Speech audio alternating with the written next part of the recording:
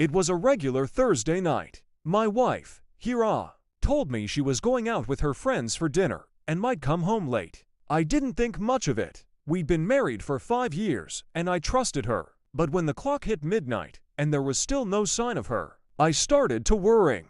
I called her phone several times, but it went straight to voicemail. I even texted her, asking if she was okay, but there was no reply. I paced around the living room, checking the clock every 5 minutes. It wasn't like her to just disappear like this. By 2 a.m., I was full of anxiety. I called a couple of her friends to check if they were with her, but they all said she had left the restaurant around 10 p.m. alone. That only made things worse. I even called local hospitals just in case something had happened. Nothing. I didn't sleep at all that night. My mind was racing with horrible thoughts.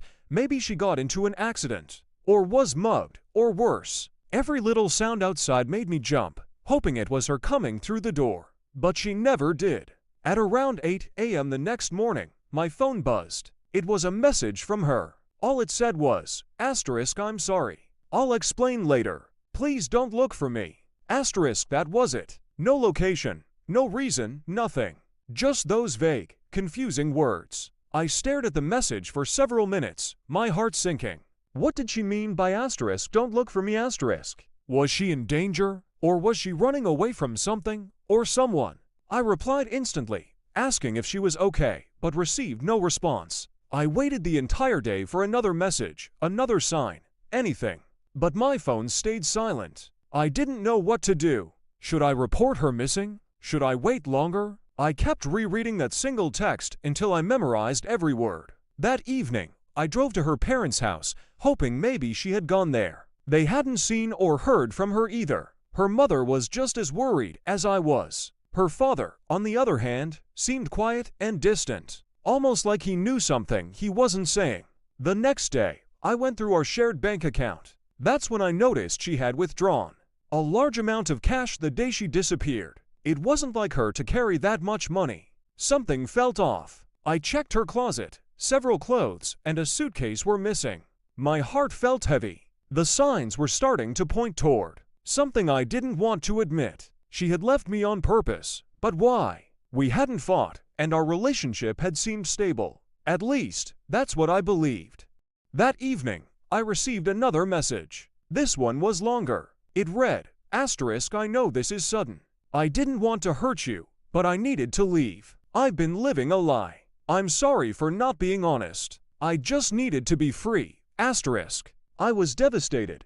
What lie? What had she been hiding all this time? I tried calling again, but her phone was now turned off. Her social media accounts had been deactivated too. It was like she had vanished from the face of the earth. Days turned into weeks. People began to ask about her, and I had no answers. I felt humiliated, abandoned, confused. I kept blaming myself. Was I too focused on work? Did I miss signs that she was unhappy? Or was she just pretending all along? A month later, I received a letter in the mail. No return address. It was from her. She explained that she had been unhappy for years, but didn't have the courage to leave. That she had fallen out of love, and instead of confronting me, she chose to run. She wrote that she was somewhere safe, starting a new life, and asked me not to search for her, that I deserved someone who truly loved me, and that she never meant to cause me pain. But it did hurt, deeply. Even after everything, part of me still missed her. I didn't know how to explain the situation to people, without sounding like I was at fault. Some friends thought she had been cheating. Others thought she had a mental breakdown. I didn't know what to believe. Months passed. I began therapy to deal with the abandonment and loss. It helped. Slowly, I stopped waiting for a reply. I stopped checking my phone every hour. The pain was still there, but it wasn't as sharp as before. Now, a year later, I still don't know exactly where she is or what she's doing.